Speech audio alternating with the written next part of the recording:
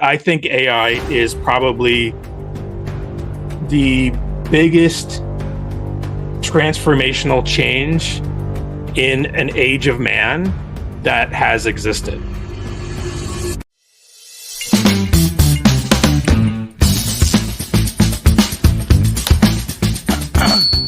All right, welcome back everyone to another episode of the Brainiac Blueprint, where we discuss the intersection of AI and how it impacts business and the world around us with our esteemed guests. I'm Kyle Lambert, founder of Left Brain AI and Action Hero Marketing. In today's episode, we're going to be discussing digital analytics and reporting in the blurry world of attribution and AI. With that being said, today's Brainiac is Sayf Sharif. Sayf, how are you? I'm good, Kyle. Good to see you. You like that intro? I think I'm always hyper. It makes me so critical about myself whenever I hear someone intro me. I don't know if that it's just I get very I don't know, very looking at myself for this kind of stuff. So it's weird. Yeah. Oh man, here I am thinking you're just impressed by my like news anchor kind of voice. Oh, that too. Yeah, 100% that. I don't want to take away. Yeah. Everyone's a little bit narcissistic. So my first thoughts are always going to be about like, but of course. Well, Sayf, thank you for joining. You are founder and COO of Three Bears Data. So tell us a little bit about that. Tell us about you. What's your experience and insights like and everything? Yeah. So Three Bears Data, it's a new MarTech product startup that we just started under 2 months ago. And focusing on marketing measurement, in particular, what people call attribution, and bringing it up to a level where we're actually using statistics and data science in order to do it correctly, right? Moving away from our product's called Optimeasure, Optimeasure.io. And it's, people call it different things, whether it's cookieless multi-touch attribution, cookieless MTA, or RBA for regression-based attribution, because we use Bayesian regression in it, which, it's the kind of thing where if you start, I just say magic sometimes, because for a lot of people, it's like, do you believe in math? It's math, right? It's just math, right? I can't wait for you to pull a rabbit out of a hat in the middle of this now. Yeah. Right. Like, I'll be on calls and it's like, if you want to have a call about statistics, like I'll get someone to talk to you. It's statistics, right? So we use AI, data science, complex math, statistics, Bayesian regression in order to be able to look at what people are doing, whether it's offline, online. Some people will call it light MMM, marketing mix, but real MMM is econometrics modeling, and it's a little bit different. But so we just from experience, I'll speak from my perspective, not my partners, but like I've seen this. We've been working with this, doing this with enterprise clients, and we wanted to bring it down more into the mid-market. So a lot of times with bigger agencies who have the data scientists that can do this, they're turning away companies that have 15, 20 million in annual spend because it's not enough.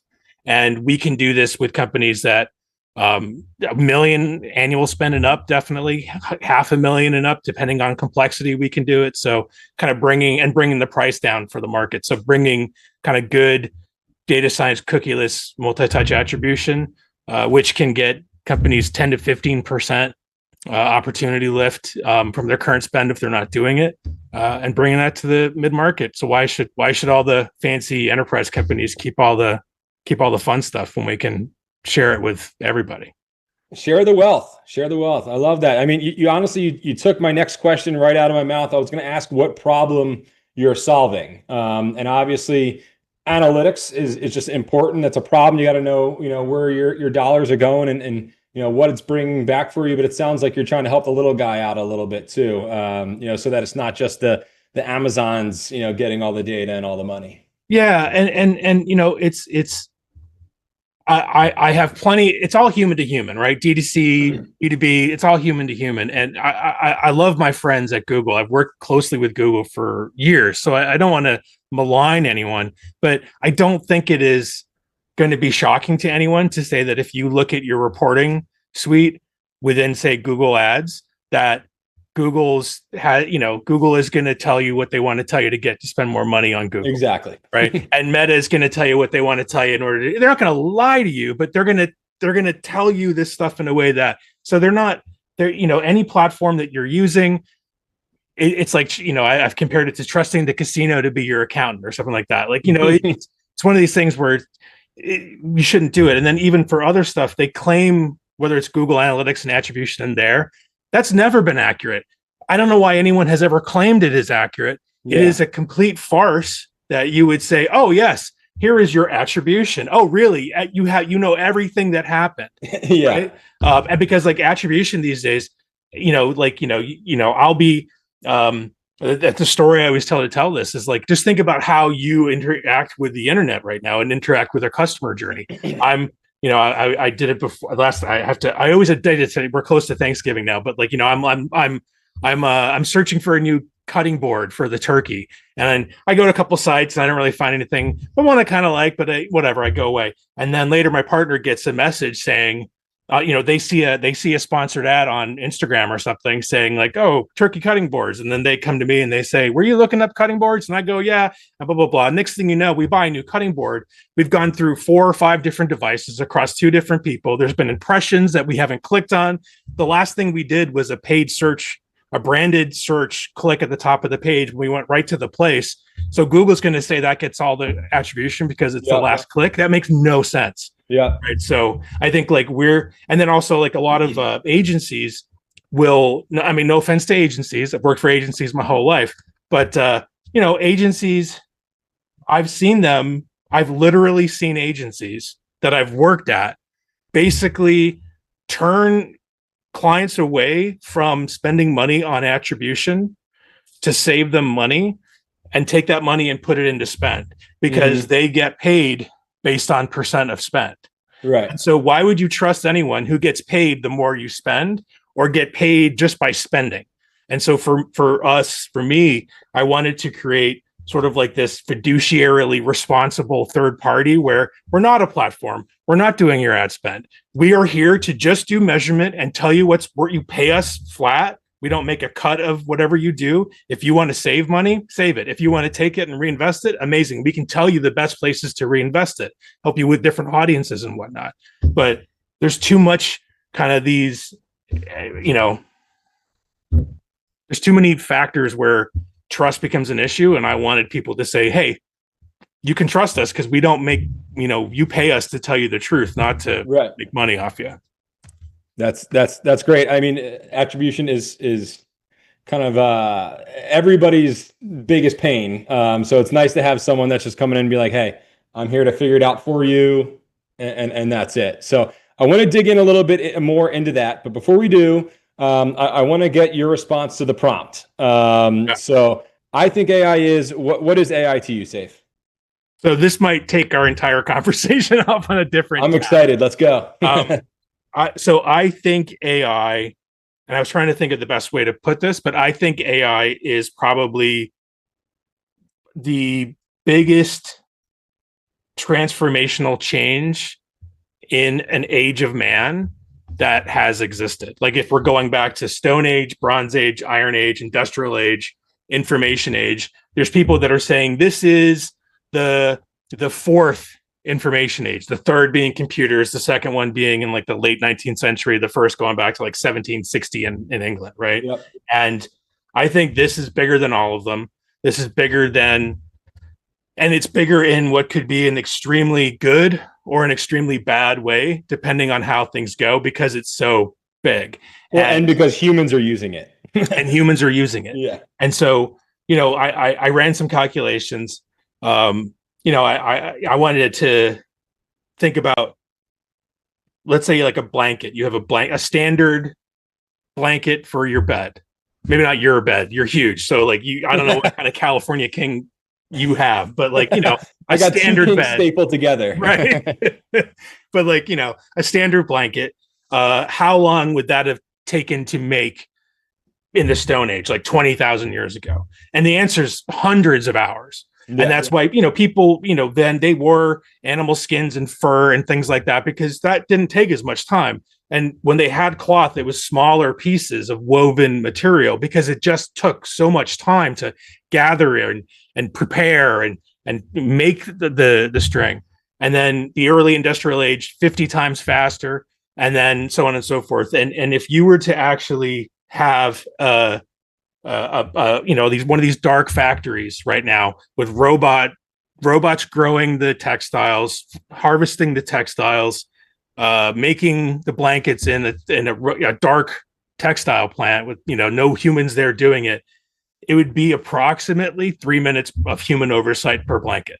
Yeah. Okay. So we've gone from something that this is someone's life making this, multiple people for weeks, hundreds of hours, 300 to 500 hours of manpower to make a blanket. And we're going down to minutes of someone's time just overseeing it. And, so then we get into this aspect of like, oh, okay, scarcity, there would be no scarcity. Like, well, there's no scarcity for food right now, but there's plenty of hungry people. And so my concern is the transition to this.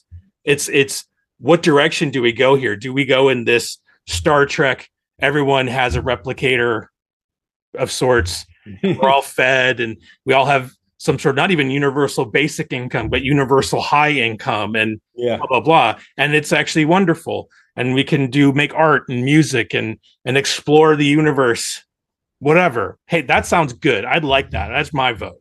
But also, or is it going to be one where it's corporate feudalism, where, you all work for Wayland Yutani, and, that's we're in an alien Earth scenario kind of thing, or Elysium. So I worry that we're going to head towards more of like this sort of feudalistic future of people who control technology, but I'm hoping for the nicer version.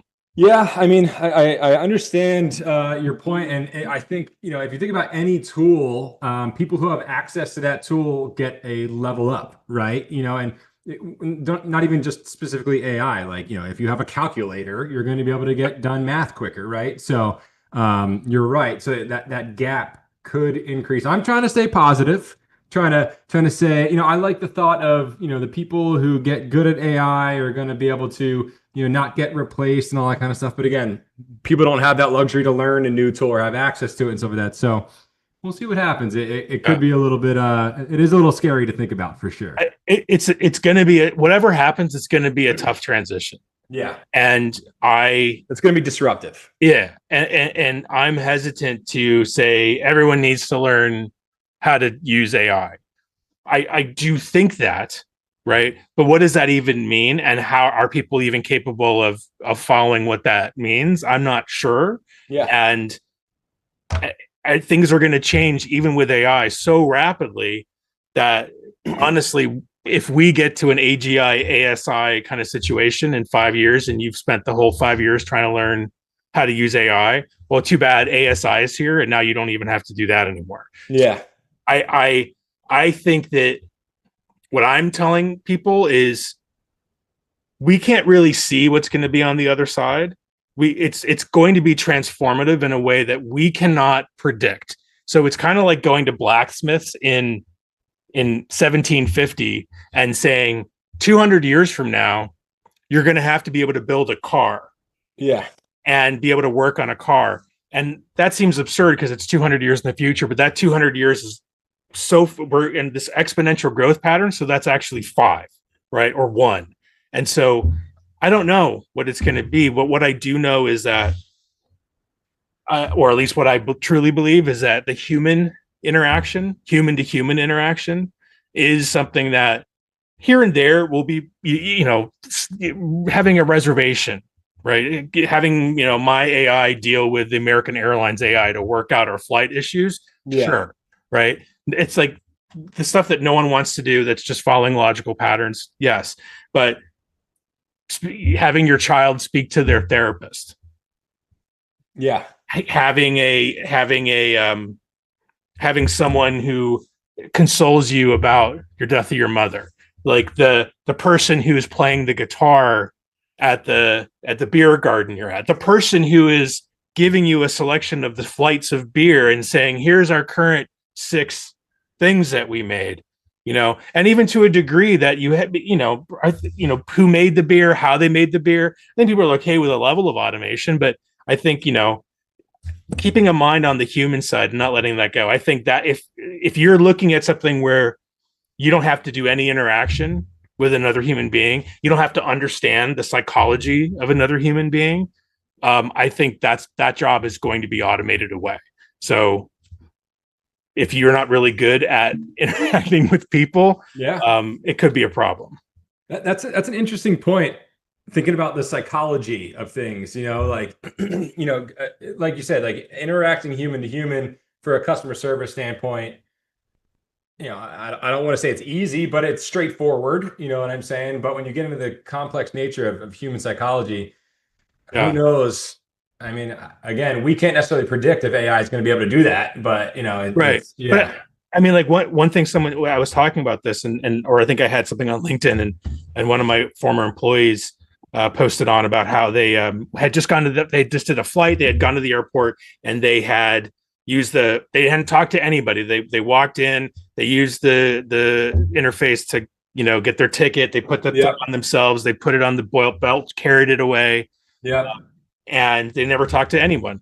And I said, and talking about automation and AI. And I said, the interesting thing is that if you were to fly, say, Emirates first class, you wouldn't have a touchscreen. They might come pick up your luggage at some of the first class things. They'll pick the luggage up at your house. You don't even carry it to the airport, right? They have a human come to your house and get your. Wait, that's real right now? That's the thing right now? Yeah. I had no idea. Wow. Oh yeah, okay. For like real first class service, when you're $50,000 for whatever thing on certain airlines, they'll come pick up your luggage at your house. Wow. Or you show up at the airport, you get off at the curb, and you walk in, and there's people there, right? And they know your name. Maybe they use facial recognition scanners, but they also know here's who the first class passenger are. You have a nice little thing. They welcome you. A human welcomes you. They have to do the perfunctory things. The kids can go ahead and like someone will get them a juice and we're going to do this. And it's very quick and easy. And of course, you're not going to take care of your bags. We're going to take care of your bags, but it's personal and it's human and it's interactive.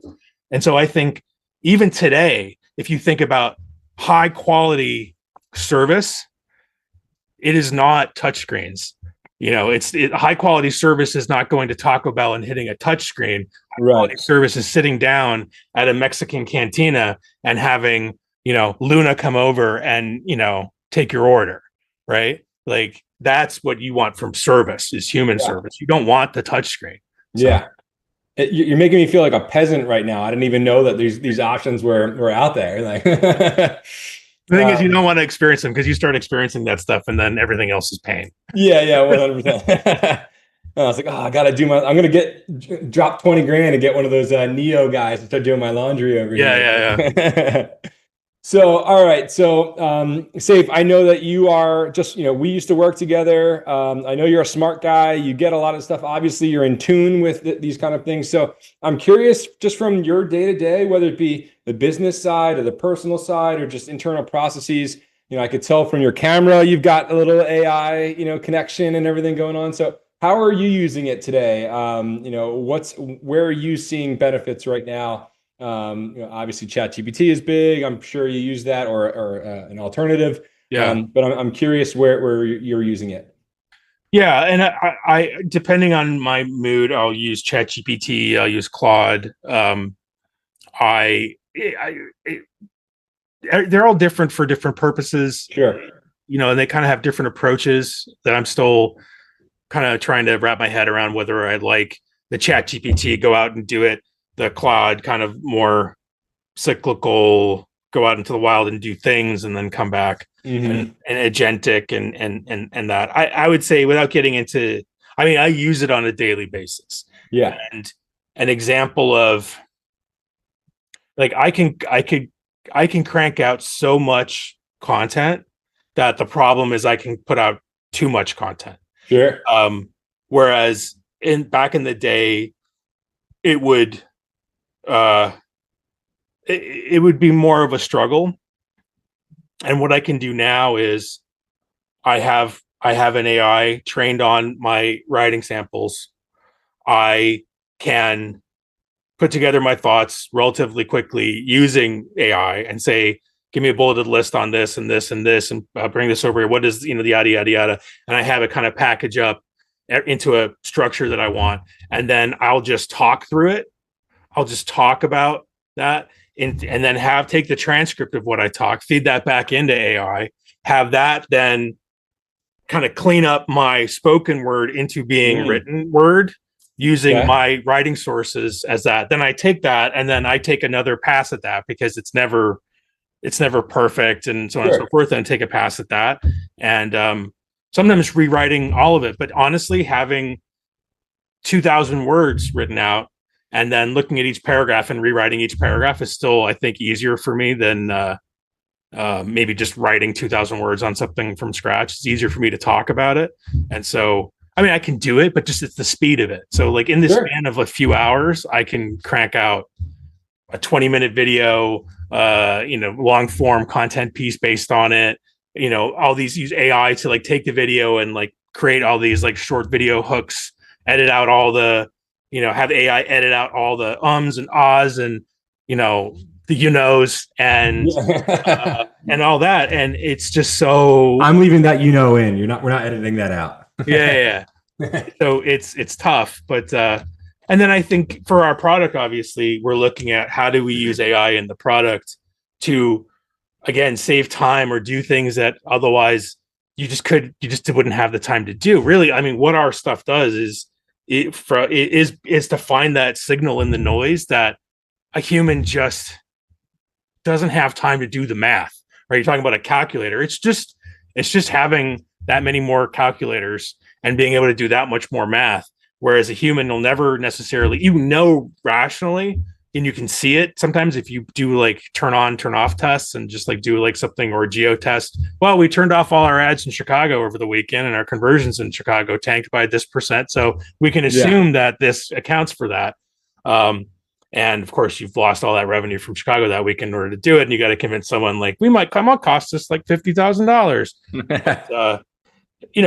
We can do that with math to a certain degree, or change the mentality from feeling like we can prove it to we can probably predict it. But I think with the AI bringing that into there, looking for other patterns, it's really more machine learning. I mean, it depends on how you want to define AI, but looking for different patterns, bringing in seasonality, looking at data, trying to understand looking for problems in the data. Data readiness is a huge problem. Like I would say, arguably, I mean, what's a bigger problem with people adopting AI? Is their data really ready? Do they have good, clean data, or do they have a system? Do they have a system in place, a process in place in their org to actually adopt AI processes? Or two big problems, whether they can actually orchestrate it or whether they have the data capable of it. And having AI help with both those, really, but particularly with looking at data for issues, and it is something that we're trying to leverage, just because it is one of those problems where when we talk to people, they'll frequently say things like, I mean, I've had people tell me it sounds too good to be true, but the problems tend to be, we're not ready. Like our data is not ready. And so if we can use AI to kind of get in there and help do some of that, then great. So let's unpack that a little more, because I think using AI is, it's obviously super important, but to your point, you put trash in, you're going to get trash out. So, what's some like common mistakes that you're seeing, some common things, or even just a best practice that anybody can kind of implement right now? Mm-hmm. Even if they're not ready to use AI, maybe it's just like, hey, put this in place so a year down the road, you are good to go. I'm a marketer. To your point earlier, I certainly understand how messy the consumer journey and the customer journey is nowadays. And like you said, different devices, different people, like all that kind of stuff. So, I'm curious if whether it's marketing data or just website data or whatever it is, like what can someone do to just prepare and be ready to go, and make sure they have good data to put into their AI? So I do have I'm not going to look it up. I'm going to see what I can remember from my head, but I did put together a post on data readiness recently, and what are kind of some major areas that are problems, and and what are some questions that you can ask about our data readiness, and what are some things you can do about it. And there's a lot there. I would say if you are at really the first part of it is having clarity on what are you doing with your data. And I think that a lot of companies don't even have at the basic level understanding of what they want data for. And they have this mindset of like, let's collect data and figure it out later, as opposed to really having a good data strategy and saying, what are the business questions that we're trying to answer? How are we going to measure that? And, there's so many problems, but a lot of it is just how people think about their data. And before you even get into the technology side, before you even get into the collection or the engineering, and I think people, you get into these conversations in orgs and they're all about pipelines and ETLs and APIs and they don't have a single defined taxonomy or schema for what their data should be named. Right. Mm-hmm. So many people don't think about that.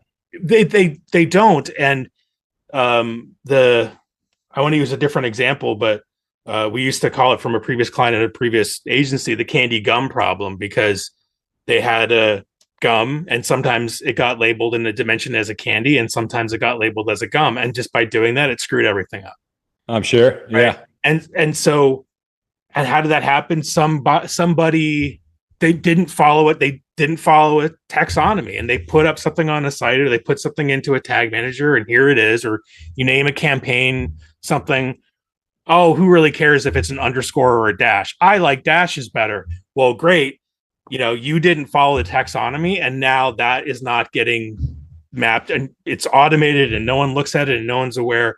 So really just having a culture about your data and knowing this is important and we use this to create value. This is not about vanity metrics. This is not about dashboards and reports. It's understanding, how do we use our data to make our business more successful? And we are going to do that in these ways. These are the questions we're going to ask. And then we are only going to collect data about those things. We're going to have this all documented, so everyone in our company knows what this is. You get it in your onboarding training. You get trained on what your data is in your onboarding. You have a data council that meets at least quarterly. You have people whose jobs, they are, RACI, they are responsible and they are accountable for the quality of your company's data. You have different people on that data council responsible for your product data or your marketing data or your financial data. You encourage people to talk about these things.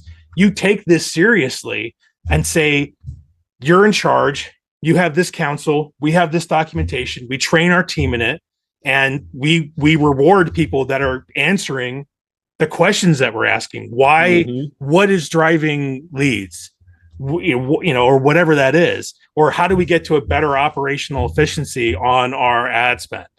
Whatever these are that you're trying to do, focusing on that and using it, as opposed to just these siloed, don't want to share, don't want to integrate, don't want to talk, don't want to, here's a screenshot of the dashboard because I don't want to give you anything you can interact with. I've seen, I think it was at Sear where we had a client, where they wanted to buy a second license for Google Analytics 360 for their company because the other part of their company that had it, they didn't really get along and they didn't want to share their data with that company. And we actually had to go directly to Google to just basically be like, can we even do this? Like, how do we structure? Normally you don't. So we had to figure it out because they literally didn't even want to share their GA360 account with another part of the company. They didn't have to spend. They spent $150,000 to not share their data. So that company has way more problems than data management at that point. Anyway, so I think like when we talk about this stuff, there's a ton there, and it's something that I'm happy to help people with too. But there's so many things. But really, I think the core of it is having it be leadership that feels that way and values that and instills that and does it in a healthy way.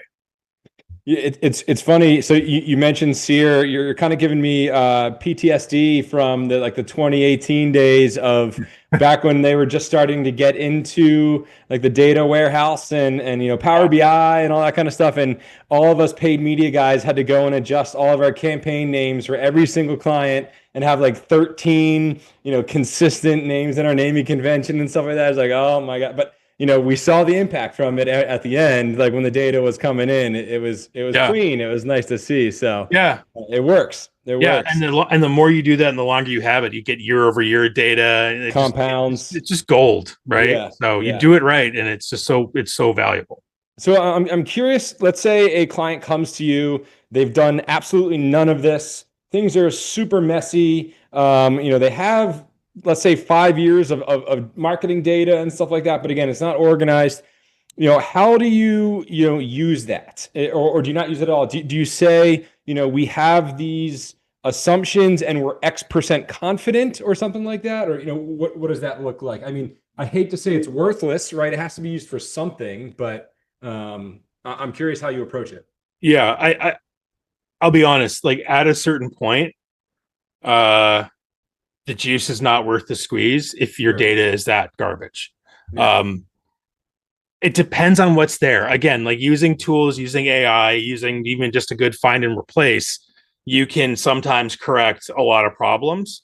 And your data that may have been, again, like if you had half your team using dashes and half using underscores, that's not a huge problem. Yeah. And so part of for us for Optimeasure, part of this is like we have it's very human in the loop. It's kind of like when you buy our product, you're not just buying the racing car, you're buying the F1 team driving the car, and you're the owner, but you get humans that help you utilize this technology. And part of that is to understand and map that data, because again, I don't know that if I've ever really seen anyone that has perfectly clean data. It doesn't exist. It doesn't exist. It's if the instant you get it, it's going to start falling apart. So it's just a matter of time on that. And but yeah, I think a lot of it, the good thing for what we're doing, a lot of it is using primarily stuff from the ad platforms, data right from the ad platforms. So as long as people have been doing consistent taxonomy, or if they've changed a few times, but we know how to map certain things, we can deal with it pretty effectively. It's really only when it's super chaotic, and generally once you get into the position that you're using 2 to 3 different ad platform, you have 2 to 3 different channels, you have different things. Usually you have some kind of naming convention going on, or multiple, but something that can be identified and cleaned up. So, and I think for everything else, it's just a matter of us working again, because like the human, no data is clean, and we have to determine what data matters. Sometimes, maybe people care about the mortgage rate. People care about whether there was a natural disaster. People care about what the weather was like. I've had people, one wanted to know if we could pull on a daily basis what the value of scrap metal was. And I had to go find out, was there an API that exists somewhere that can pull me in daily what the value of scrap metal is per pound? It's just like, okay, we can see, but you have the human involved. You bring in what does it matter for people, and then we make sure it's clean. So it'd have to be pretty bad for, and I think those people are not going to be coming to us at this point. They might come to us to help us fix our data for the long run, which I'd be happy to do. But I think there's we were talking about it as like earlier today internally about if someone wants to come buy the $200,000 Frank Lloyd Wright style Airstream trailer, you don't turn them away because they don't own a truck, right? You say, awesome, let's get the paperwork ready on that $200,000 Airstream trailer. What truck do you have? You don't have one? Amazing. Let's walk over here and talk about trucks. So right. I think like if your data is not great, then let's talk about a truck, and then we can move on to the trailer afterwards. Sure. So you talked about these different channels, and you talked about ad platforms and stuff like that. I'm a paid media guy. I'm a little bit biased, but I think that these ad platforms are so powerful because this is how these channels make their money, right? Google makes their money through ads. Meta makes their money through ads. So they empower us advertisers with more data. so that we can make actionable insights and we're not just assuming and all of that kind of stuff. You are an analytics guy. I'm curious if you kind of think about that the same way. Is there a specific channel that you're like, this is the gold data, like this is our standard? Paid. And what's that? Paid. That's what I figured. Yeah. Is Google or Meta better than others? Or, I mean, those are the big two, of course. I think it all depends on the audience, right? Like, who is your audience? Who are you targeting? What are you targeting them without? Some people it's going to be Facebook. Some people it's going to be Instagram, not Facebook. I mean, it kind of goes back and forth, but some people it's going to be TikTok. Some people it's going to be YouTube, a lot of YouTube videos, like YouTube folks.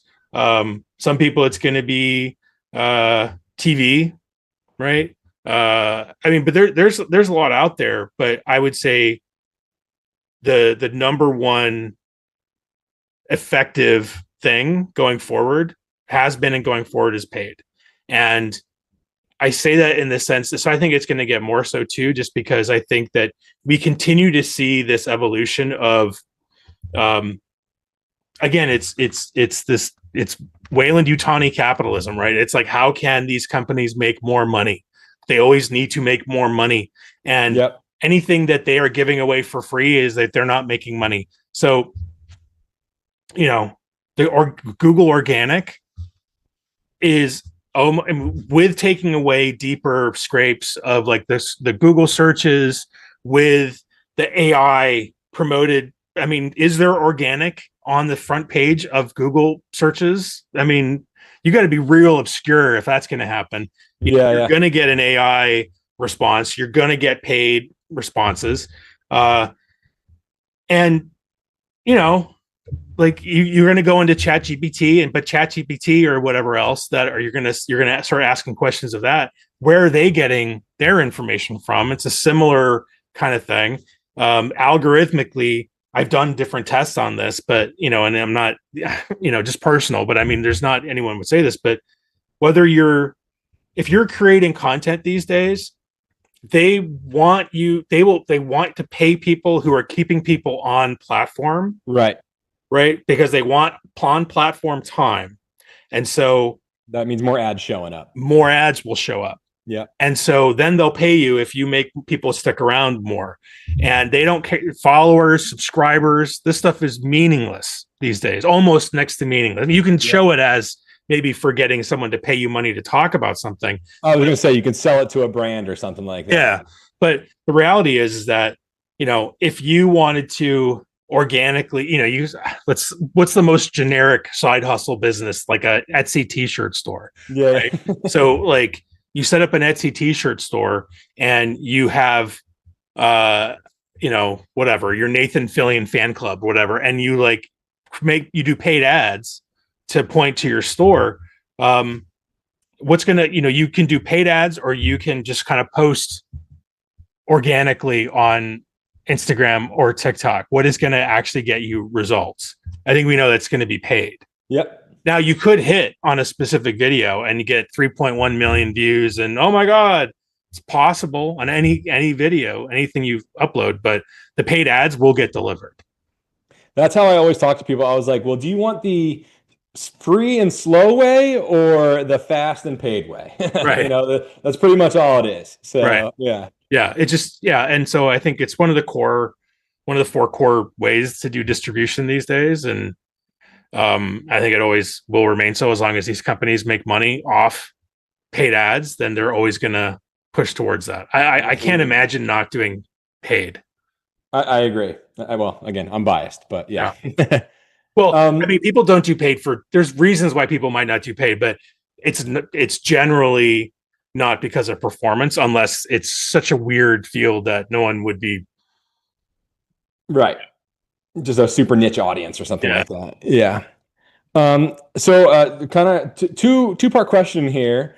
Have you throughout your career always been in like analytics and digital marketing? And B, do you have a success story or a cool moment that like when you were in marketing and you're doing some analytics and stuff like that, you're like, oh, holy shit, this is super cool. I really want to like keep doing this. Like kind of like a big aha moment or something like that. So first question is no. I start what I don't always gloss over in my biography, but I actually started as an archaeologist. I went to grad school for archaeology and worked as an archaeologist. Okay. Before leaving academia for initially nothing, and then eventually where I am now. But didn't start with data. It had a path through development. And how is AI impacting archaeology these days? I mean, I don't think I have not read enough on it to even give a qualified opinion, but I definitely I mean at this point, when I was in archaeology, I was the only person in grad school. I was the only person in my class in grad school that had a laptop.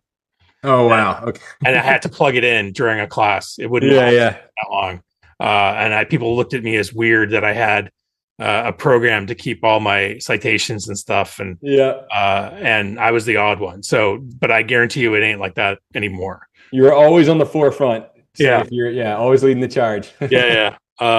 And funnest. I mean, I've had so many different moments that just I loved, and it usually was analysis. It usually was trying to dig into just playing with data, maybe not even doing what I would recommend as being valuable time, right? Yeah. So like, I think the thing for me was seeing interesting insights out of data that I don't even know whether you could use it for anything, but it just was interesting. Again, like that was that sort of archaeologist in me. I'm always like, what got me into it was, I think, hooking me on understanding human behavior. And when you asked that question, the thing that jumped into my mind, I was doing work, this is years ago. We were doing work for, it was a dress website. I'm not going to name the names, but they did a lot of sort of like homecoming, prom, cocktail, high, that kind of level dress, like event type dresses. Yep. And we did all the, I think I know who you're talking about. Maybe. And we collected all their data, and we're just playing in a lot of different dimensions on products and product searches and things like that. And I played with that data in so many ways. I broke it up by metro areas and quartiles and rural and urban and all this different stuff, and was able to just, as a human, dig through the data and find different things. Like the bigger cities, like the first quartile, they would search differently than the fourth quartile. And so the first quartile, like the New York City, Los Angeles, Chicago, big city metro areas, they liked designers. They searched for designers. They searched design names. They searched for, I don't remember the full list, but designers was a big thing for them. And then you went down into the fourth quartile, like the smallest 25% metro areas, like, places in Montana that you've never heard of before, right? And they searched for and these were like the smallest, most rural places in the US. Yep. And they searched for like patterns. They searched for animal prints, right? Like animal print patterns were huge compared to anywhere else. Oh. They were looking at like discounts and bargain. So like they searched and used that brand completely differently depending on what the density of the population was in their metro area. And so we could come back to that company and we could say, so here's the density. You don't want to target by state. You want to target by DMA based on density. And then you want to target them in different ways. So for the big ones, you want to target for designer brands. For the small ones, you want to target for animal prints and that kind of stuff. And I don't know. I just thought it's that. And I think the second thing was the first time I saw how the weekly pattern for a different client, just like every week, it was sort of like Monday, Tuesday, Wednesday, Thursday, Friday, Saturday, Sunday, Monday. It was the same every week.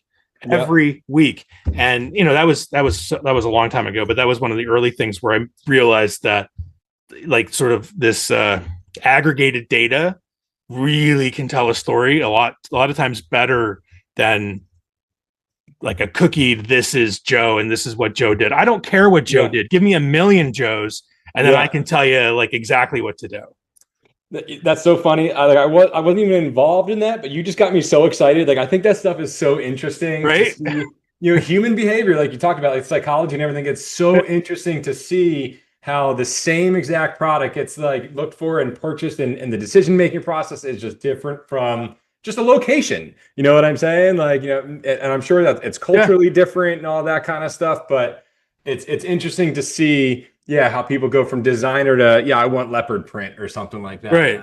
And just so, like I mean, I have a bunch of examples in every business, not every business, but different businesses, different things matter, and different data that they don't even collect matters. Like I said, like, not just seasonality, but other stuff. And it's just really interesting to see in aggregate. It is interesting. Cool. So we're getting to the end here. Before we jump into the rapid fire, I just wanted to go back to Three Bears. What's on the horizon? You guys have your product. I know you just launched Q3, right? I'm making that up. Or no, I guess late Q3 technically. Okay, so we launched early September. Okay. We're in early November right now. So we're a little under 2 months in.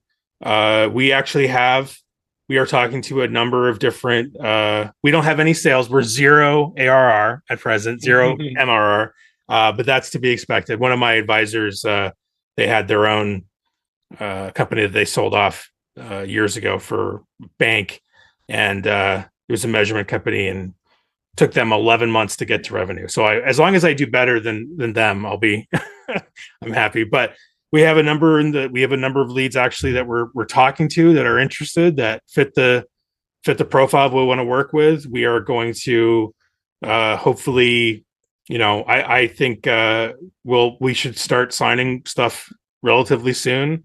We are kind of giving good deals right now. We might need to raise prices just because people seem to be reacting that we are almost too good to be true at the price that we're mentioning. I think I'm like, does that mean we need to raise our prices? I haven't sold anything yet, but hey, you got to start somewhere. You get a case study or two, and then you can start cranking it up. Yeah. So we have a few right now that we're talking to about case studies and things like that. And I think then get those done.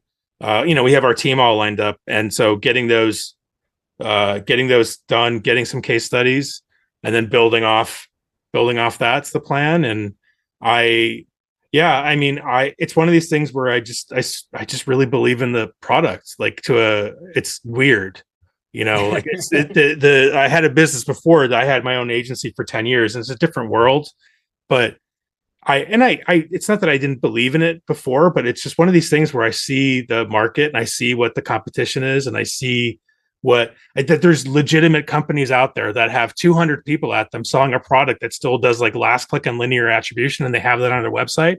Can I swear? That's absolutely. That's fucking criminal. Like, it's fucking criminal. Like how it just blows my mind that I'm looking at competition that has 150 employees, and they literally have last click and linear attribution as things that they do on their goddamn website. And I'm not going to call them out, but like, I'm sorry. And other people who claim, oh yeah, we do this, we do that. And there's so many people out there that are just confusing the space right now, and hucksters and people that literally are, because it's math and it can be hard to understand statistics. Because someone is stupid and they can't understand statistics, they're not stupid. This stuff is hard. It's hard. Yeah.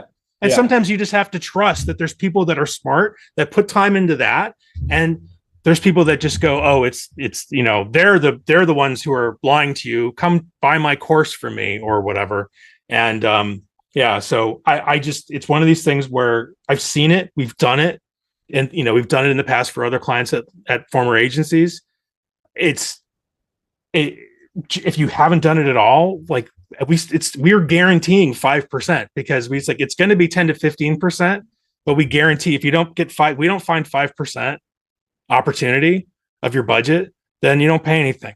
Like, because, and we're just as likely to not do that as to get 20%. There's 30% waste. There's 30% or more waste in everybody's accounts. And they're not doing this stuff because the agencies or whatever have been charging $250,000 to do it. Yep. And we're saying we'll do it for $5,000 a month for the 5%, fine, you guarantee you don't have to pay anything. And I think that sounds cheap to people. And they say that's too good to be true, that you could actually tell us that whole customer journey between multiple people and different things. It's like, yeah, you aggregate all that data together and you put it into AI machine learning, and guess what? You can't. If you got enough of it, you can. And I don't know. I just think there's a lot of value out there, and it makes me excited to do it. So I think we get these case studies out and we keep on hammering, and I just keep talking to people and just explaining how much I believe in it. And then someday, like, we'll be I can feel your passion, Sayf. Let's let those con artists keep talking about linear, and you guys can provide the real value. That's right. It's an opportunity. There you go. All right, cool. 5 quick rapid fire questions for you. You ready? I don't know how quick I can be, but go. Yeah, fair enough. It's all good. All right. If you could snap your fingers right now and have one automation fully built out, what would it be? Wow.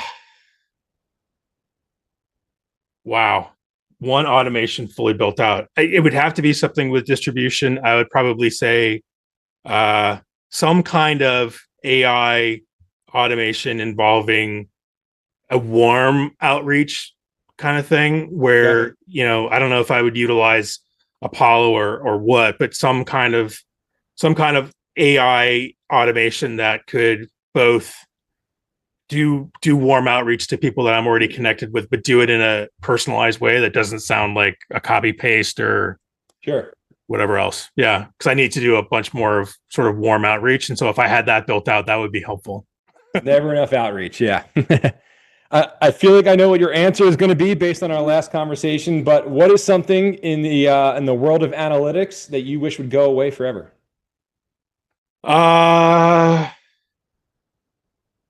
Something in the world of analytics that I wish would go away forever. You can edit out my thinking pause. I don't know. I mean, I definitely think, definitely rules-based attribution, like weighted attribution, anything like last click, linear, time decay, position, any of that. Because it's lying to people in a way that it makes people think, oh, that makes sense, but it's so just not accurate in any conceivable way that it bothers me that it's even available to people. It served its purpose years ago, but now there's a lot more that we can be doing. So yeah. All right, cool. So paint me a picture. You have a messy data set for a client that you're going to dig into late at night. If I was a fly on the wall, what would I be seeing for you? Like in like your room there, what's it look like?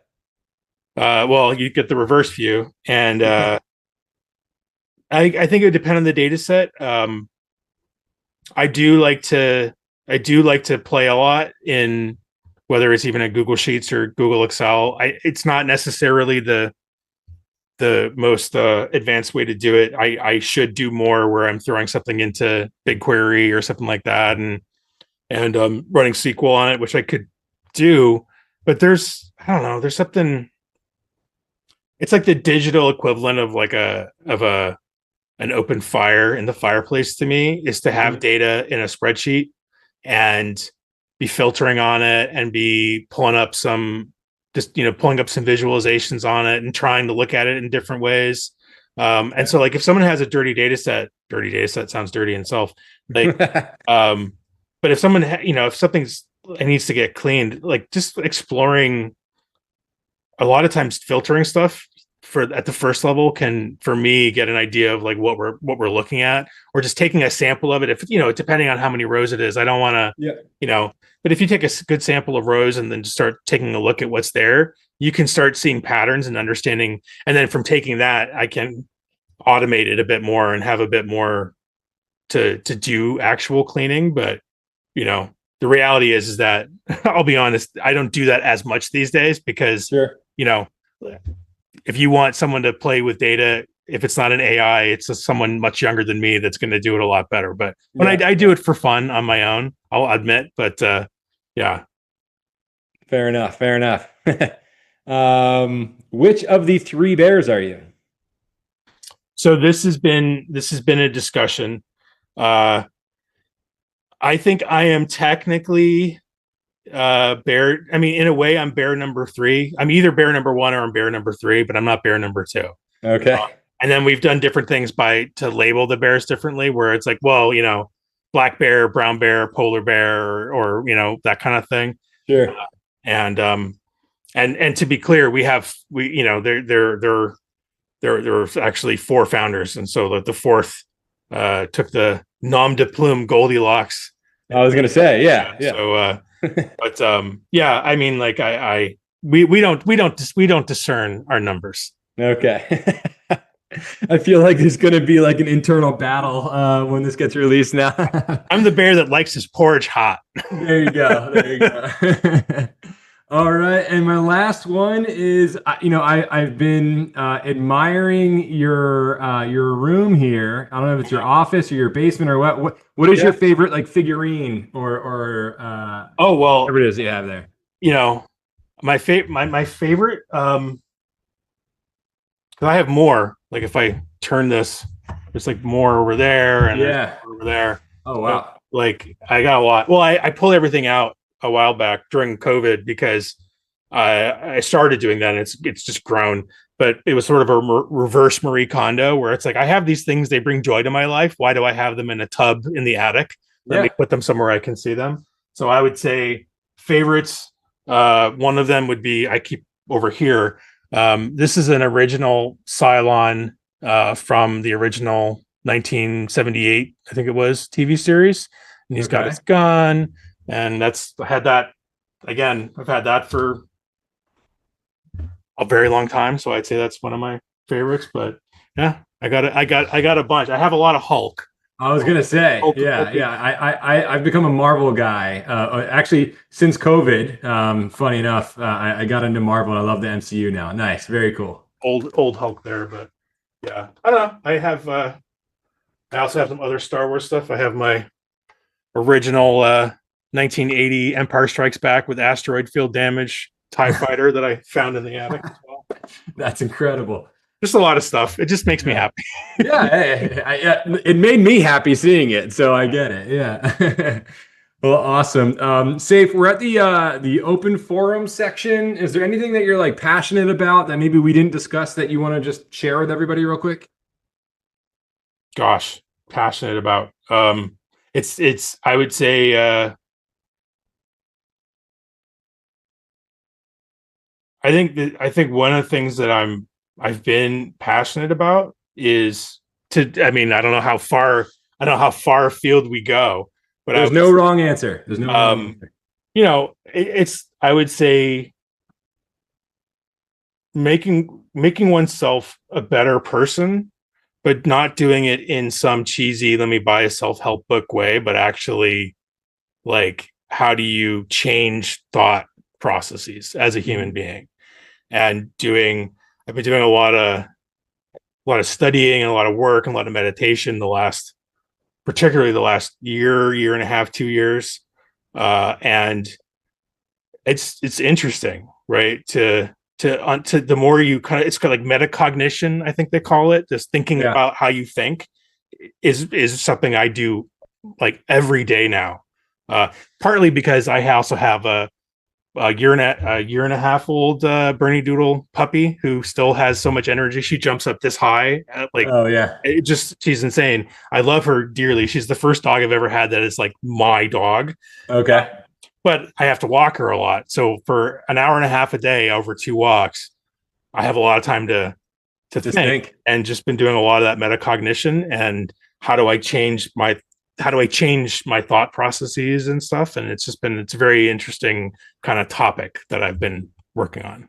That's very cool. I think there's like a lot of people don't think about that kind of stuff, and I'm, people don't realize how much the subconscious drives us, and you just kind of just act or react, and without thinking about it. So that's cool. I'm a big proponent of that. Yeah. Yeah. It's like, so like my first thing these days, like I'll have an emotional reaction or I'll have a immediate thought reaction. So something happens and I have, this is what I think about it. This is what I feel about it. And I almost immediately go, why? Why did I feel that way about it? Yeah. And think about how I came to that feeling. And and it's just, it can be, it's just interesting. It is. And how many times I'm gotten better at just being like, oh, it's this. Right. But at a certain point, you understand your traumas enough that you pretty quickly are like, oh yeah, that's that. Hey, I mean, just like with data, you can't fix things if you don't identify it, right? Like, you got to know what the issue is. So yeah, that's you make a good point. I think it's just it's a micro expression of me just trying to understand humanity. My whole life has been about trying to understand humanity, whether it's data analytics or archaeology, or when I was like got in trouble. I think I got a detention one time for asking how people like took a shit in a castle, and I really meant it. I'm just like, where did they go? And like I got in trouble for it. But I always wanted to just understand how people lived and how people do things, including myself. So yeah, very cool, very cool. Well, Sayf, I appreciate you taking some time out of your day to share your insights and talk with me about a bunch of different stuff. They can find you on LinkedIn. They can check out Three Bears at threebearsdata.com. Anything else you want to plug or kind of get out there? Or just go right to our product page too, optimeasure.io, OPTI measure.io. It also can get linked from threebearsdata.com, but that's the actual product is Optimeasure. But yeah, that's about it. Awesome. Well, thanks for having me. Yeah, as always, it's great to see you. I appreciate you joining the Brainiac Blueprint. If you don't mind, look at the camera and say, "Stay brilliant, Brainiacs." Stay brilliant, Brainiacs. Cheers. Thanks, Dave. Cheers.